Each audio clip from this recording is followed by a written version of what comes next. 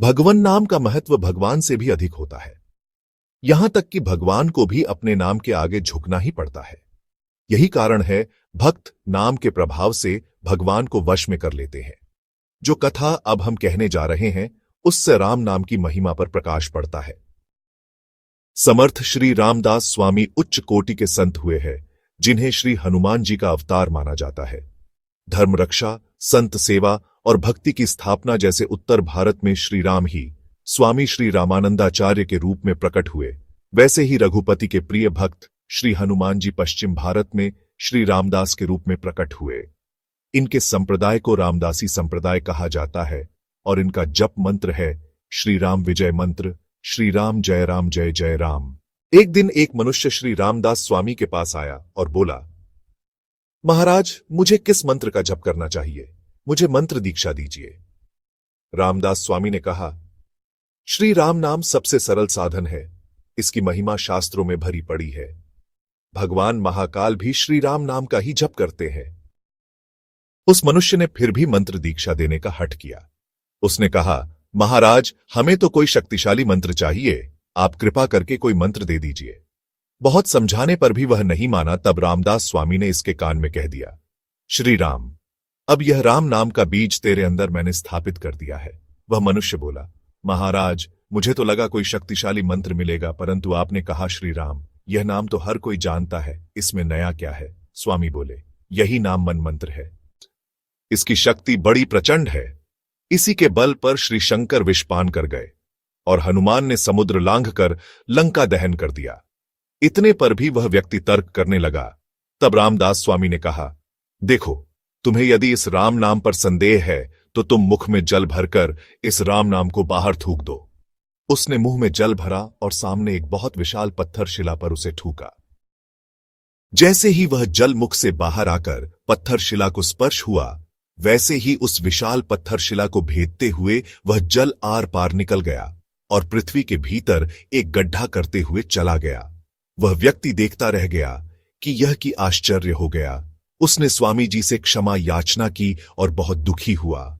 स्वामी जी बोले, राम नाम की शक्ति अनंत है, ये महामंत्र है, पर कलयुग के लोग चमत्कार देखे बिना बात मानते नहीं, इसीलिए प्रभु लीला करते हैं।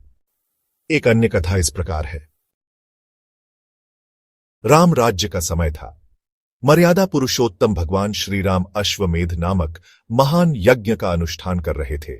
ब्रह्मर्षि वशिष्ठ और विश्वामित्र सदृश ब्रह्मवेत्ताओं के सानिध्य में यज्ञ का प्रयोजन चल रहा था। उस पावन अवसर का लाभ उठाने के लिए देश विदेशों से अनेक राजा महाराजा अयोध्या पधारे हुए थे। एक सामंत राजा जो आखेट के लिए वन में गया हुआ था, सम्राट श्री राम द्वारा यज्ञ की सूचना पाकर संध्या को अयोध्या लौट आया तथा यज्ञ मंडप के बाहर से ही उसने वशिष्ठ आदि महर्षियों को मेरा प्रणाम कहकर नमस्कार किया और नित्य कर्म के लिए अपने स्थान को चला गया। देवलोक से देवर्षि नारद भी भगवान श्री राम के यज्ञ वैभव को देखने के लिए अयोध्या आए हुए थे। सामंत राजा के वशिष्ठ आदि महर्षियों को प्रणाम, इन शब्दों को सुनकर देवर्षि नारद के मन में एक युक्ति सूझी। उन्होंने सोचा कि इसी बहाने राम नाम की महिमा को क्यों न लोगों में प्रकट किया जाए। वे तुरंत महर्षि विश्वामित्र के पास गए और बोले, महर्षिवर, देखिए, आपने इस सामंत की धृष्टता, वास्तव में महर्षि वशिष्ठ की अपेक्षा आप महाराज श्री राम के अत्यंत उपकारी हैं। श्री राम आपसे ही समस्त अस्त्र शस्त्रों का ज्ञान प्राप्त कर सके हैं। आपकी ही कृपा से श्री राम को जनक नंदिनी सीता जी मिली है। श्री राम के द्वारा रावण जैसे क्रूर महाबलशाली राक्षस का समूल नाश करना आपके ही अनुग्रह का फल है। फिर इस मूर्ख सामंत ने जानबूझकर आपकी महत्ता का अपमान करने के लिए महर्षि वशिष्ठ के नाम को प्रथम स्थान दिया है। फिर क्या था, महर्षि विश्वामित्र क्रोध से पागल से हो गए। वे तुरंत श्री राम के सामने जाकर बोले, राजन, आपके दरबार में एक सामंत ने मुझे अपमानित करने की चेष्टा कर अक्षम्य अपराध किया है।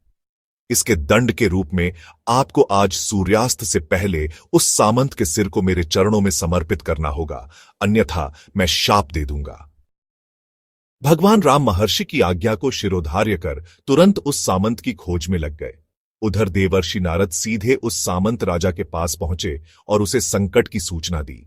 सामंत उनके चरणों पर गिर पड़ा और बोला, भगवान, कृपया इस संकट से मुझे बचाइए। अनजाने में मैं श्री राम के प्रति अपराधी बन गया हूं। तीनों लोकों में मुझे शरण देने वाला कोई नहीं दिखता।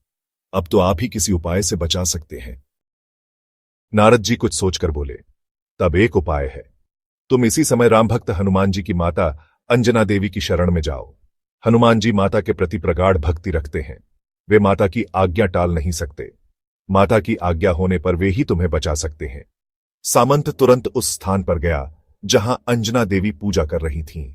उसने उनके चरण पकड़कर अभय दान देने की प्रार्थना की। पूछने पर सारा वृत्तांत सुनाकर रक्षा करने की प्रार्थना की। अंजना देवी ने अपने पुत्र हनुमान जी को बुलाया और उनसे राजा की रक्षा करने की बात कही। माता की आज्ञा सुनकर हनुमान जी क्षण भर के लिए विचलित हो गए। फिर भी उन्होंने माता की आज्ञा मान ली और राजा को अभयदान किया। हनुमान जी ने अपनी पूंछ बढ़ाई, उसे लपेटकर एक दुर्ग बनाया और उसी के भीतर बैठकर राजा के साथ ध्यानमग्न होकर राम नाम का अनवरत जप करने लगे। राजा की रक्षा करने का अर्थ था अपने आराध्य प्रभु के साथ द्रोह। इधर श्री राम सामंत को खोजते खोजते उसी स्थल पर आ पहुंचे। नारद जी ने उन्हें दुर्ग को दिखाकर उसमें सामंत के छिपे रहने की बात बताई। तब श्री राम ने दुर्ग को लक्ष्य कर अपने अमोघ बाणों का प्रयोग करना प्रारंभ किया। आकाश गूंजने लगा। बाणों की सर्र सर्र की आवाज दिशाओं का प्रतिध्वनित करने लगी। लेकिन जिस वेग से श्री राम के बाण धनुष से छूटते थे, उसी वेग से दुर्ग को प्रदक्षिणा कर श्री राम के चरणों में वापस लौटकर आ गिरते थे। अब बाणों के स्थान पर दिव्यास्त्र प्रयोग किए गए, लेकिन सफलता नहीं मिली। श्री राम के क्रोध का पारावार उमड़ पड़ा। स्थिति को बिगड़ते देख देवर्षि नारद श्री राम के समीप आए और बोले, महाराज, कृपा कर अस्त्रों का प्रयोग बंद करें, फिर ध्यान से इस ध्वनि को सुने। भगवान श्री राम ने अस्त्रों का प्रयोग बंद किया। शांत वातावरण में राम राम की ध्वनि स्पष्ट सुनाई देने लगी, जो दुर्ग से निकल रही थी। श्री राम ने पास जाकर देखा। दुर्ग के भीतर राम नाम जप रहे ध्यान मग्न मारुति और भयभीत राजा दिखाई पड़े। श्री राम बोले, हनुमान, ये क्या मैंने जिस व्यक्ति का सिर महर्षि विश्वामित्र को भेंट देने का वचन दिया है, तुम उसकी रक्षा कर रहे हो? क्या मुझे अनृतवादी बनाना तुम्हारे लिए न्याय संगत है? हनुमान जी ने भगवान के चरण पकड़ लिए और बोले, प्रभु, यह मेरे बस का काम नहीं है। फिर मैं माता की आज्ञा का तिरस्कार नहीं कर सका। तब मुझे आपके नाम के सिवाय कोई रक्षक नहीं दिख पड़ा।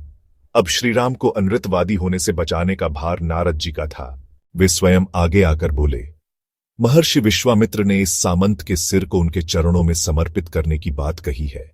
इसका अर्थ यह नहीं कि इसके सिर को काट कर ही रखा जाए। अथ यह महर्षि विश्वामित्र के चरणों पर सिर रखकर दंडवत करे, जिससे आपके वचन का भी पालन हो जाएगा और राजा की रक्षा भी होगी। देवर्षि नारद जी के सुझाव के अनुसार सामंत ने विश्वामित्र के चरणों पर माथा टेककर साष्टांग प्रणाम किया। महर्षि का क्रोध भी शांत हुआ। इस तरह राम से बड़ा राम का नाम है, यह बात श्री नारद जी ने सिद्ध की।